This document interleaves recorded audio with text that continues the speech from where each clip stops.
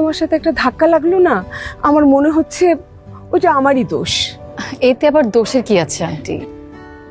এই যে তুমি এত মিষ্টি করে হাসছো না, আমার এখন মনে হচ্ছে সব কিছু ঠিকঠাক আছে। এত মিষ্টি একটা মুখের, এত মিষ্টি একটা হাসি, এটা দেখলে তো সবারই মন ভালো হয়ে যায়। আন্টি আসলে আপনার মনটা অনেক ভালো, তো তাই আপনি সবাইকে এরকম ভাবেই দেখেন। লক্ষ্মী একটা মেয়ে তুমি। সব মাদের কাছে তাদের সন্তানদের এমনই মনে হয়। আবার বুদ্ধিমতীও। আন্টি এখন কিন্তু আমার লজ্জা লাগছে। আচ্ছা ঠিক আছে, চলো এখন আমরা দুজনে শরবত খাই আর গল্প করি। হ্যাঁ জি আন্টি।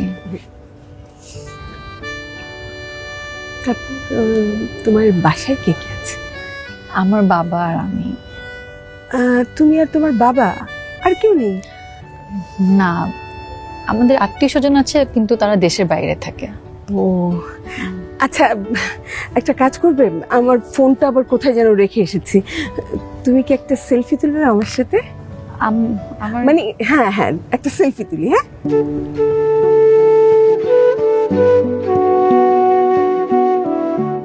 জি আচ্ছা, আন্টি। আমার